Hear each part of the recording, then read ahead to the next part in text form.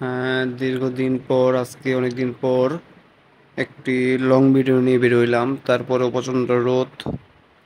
এই রোদের মাঝখানে আমরা বেরিয়ে পড়লাম একটু শহরে আশেপাশে ঘোরার জন্য। তো ব্রিজে এখন আছি আমরা, ময়মনসিংহ ব্রিজ। তো এই ব্রিজে প্রচণ্ড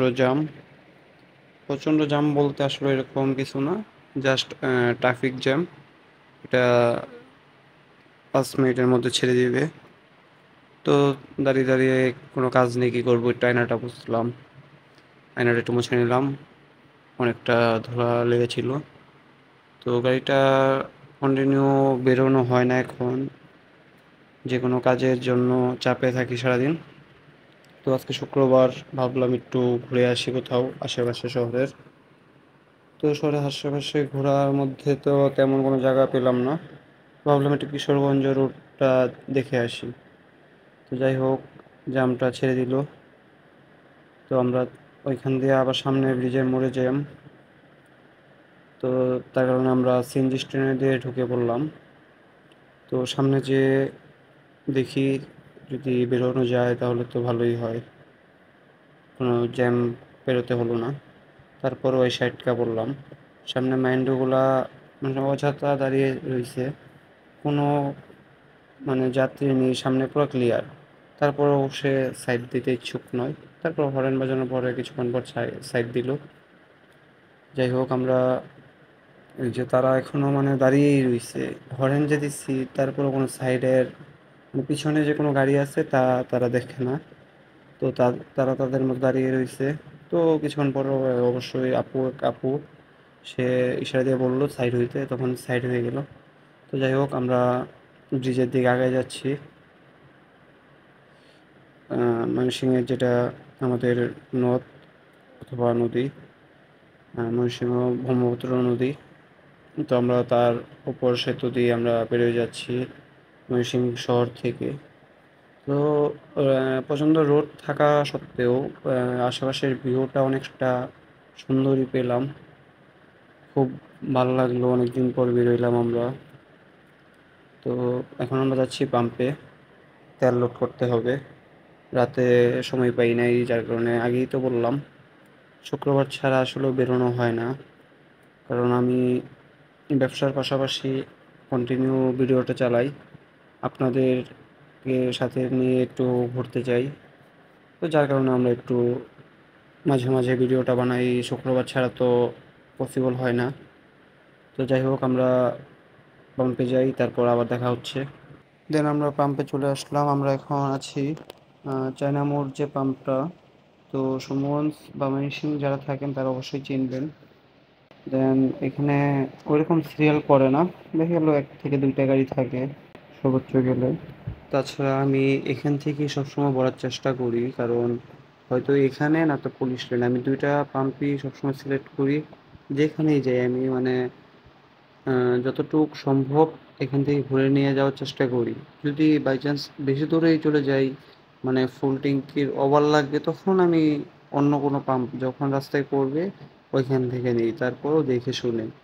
তাছাড়া আমি সবসময় তেলটা, তেলের বিষয় প্লাস ইঞ্জিন বিষয় যেটা, ওটাতে আমি সবসময় সেন্সিটিভ থাকি। যেটা আমার গাড়ির জন্য ভালো হবে আমি সেইটাই করি। তো ভাইয়াটা আসলো, দেন আমি 1120 টাকা তেল নিয়ে নিলাম। তো আপনারা এখানে একটা কমেন্ট করতে পারেন যে 20 টাকা কেন। 1120 টাকা হচ্ছে আমার, এটা আমার একটা মনের ভিতরেই সবসময় আসে যে মানে মানুষে বলতো, অনেক ভিডিওতে আমরা পাইছি বা অনেক জায়গায় দেখেছি, সোজা সাপটা যেমন 1000 টাকা, 1100 টাকা এমন তেল ভরলে নাকি কোনো একটা ঝামেলা থাকে। তো এটা আমার জানা নেই, তার কারণে আমি 20 টাকা না তো 10 টাকা সবসময় অ্যাড করে নিই। যাই হোক, আহ, আমরা কারা কারা আজকে বের হইছি এটা অনেকে জানেন না। তো আজকে আমি আমার বাবাকে নিয়ে বের হইছি, একটা ইনভাইট ছিল, তো ওইখানে যাব। তো বেরিয়ে পড়লাম আবার, আমরা রাস্তায় উঠে পড়লাম। যাচ্ছি আমরা এখন সম্বঞ্জর দিকে, সম্বঞ্জ থেকে দেন কিশোরগঞ্জ। কিশোরগঞ্জ আজকে আমরা ব্যাক করব, হয়তো রাত হবে, রাতের ভিডিওটা নাও দিতে পারি। তো আমরা চলে আসলাম সমজ মোড়ে। তো মোড় থেকে সোজা চলে যাব কিশোরগঞ্জের দিকে। তো যাই হোক, ভিডিওটা বেশি লং করব না, যেহেতু অনেকদিন পর আমরা ভিডিওটা আপনাদের মাঝে দিচ্ছি। তো যতটা শর্টভাবে দেওয়া যায় ততটাই দিব।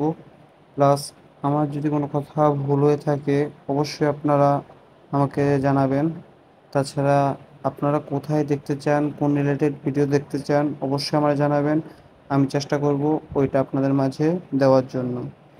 তো একটা বিষয় খুবই খারাপ লাগলো দেখে, যখন একটা পরিবার মানে আমাদের মতো যারা মধ্যবিত্ত আছে একমাত্র তাদের পক্ষে এটা সম্ভব। আমরা সবসময় চিন্তা করি কীভাবে 10 টাকা সেভ করা যায়, কারণ 10 টাকা আজকে যদি এক জায়গা থেকে সেভ করি আমরা, তো এটা আমি অন্য কোনো কাজে লাগাইতে পারবো। আমরা সবসময় এই চিন্তাটাই করি। তো এই ভাইয়ের ক্ষেত্রেও একই চিন্তাধারার কারণে সে এই কাজটা করতে বাধ্য হয়েছে। তো যাই হোক, বিষয়টা হচ্ছে সে হয়তো তার গ্রামের বাড়ি থেকে অন্য কোথাও শিফট হচ্ছে, যার কারণে তার বাসার যে আসবাবপত্র যেগুলো আছে সেগুলো একটা মলম গাড়ি ভাড়া করে, যেটাকে আমরা বলি মানে আমাদের বাসায় বলি মলম গাড়ি, কিন্তু এটা আসলে পিক আপ গাড়ি আর কি। তো এইটাতে সে তার বাসার আসবাবপত্রগুলো উঠাইছে। তো সে চাইলে পারতো একটা সিএনজি রিজার্ভ করে বা একটা যারা আমাদের মানে মধ্যবিত্ত থেকে একটু উঁচু লেভেলে আছে তারা কিন্তু অবশ্যই চিন্তা ভাবনা অনেকেই করে, সবাই না, কিছু কিছু লোক আছে যাদের নিজস্ব প্রাইভেট গাড়ি আছে বা কিছু ক্ষেত্রে প্রাইভেট রিজার্ভ করে নেয়, তারা কিন্তু এই কাজটা করে নাই।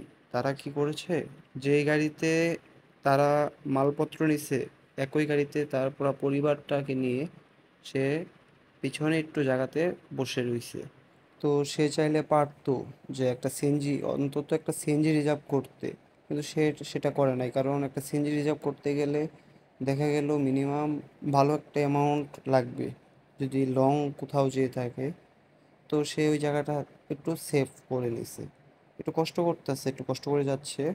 তো এটা এটা দেখেই আমাদের শিখতে হবে যে একটু কষ্ট করে 10 টাকা যদি আমরা সেভ করি, এটা আমাদের ভবিষ্যতে জন্য ভালো। যাই হোক, যারা ভিডিওটা শেষ পর্যন্ত দেখেছেন তাদেরকে অসংখ্য ধন্যবাদ। আর আমার এই চ্যানেলে যারা নতুন বা নতুন এই ভিডিওটা দেখলেন তারা অবশ্যই একটা লাইক এবং সাবস্ক্রাইব দিবেন যদি ভালো লাগে কথাগুলো।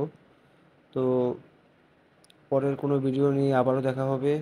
আর যারা যেই জেলায় দেখতে চান, যেই জেলার নিয়ে রিলেটেড ভিডিও বানাইতে বলবেন, আমি চেষ্টা করব ওইখানে যেয়ে এরকম ভিডিও বানানোর।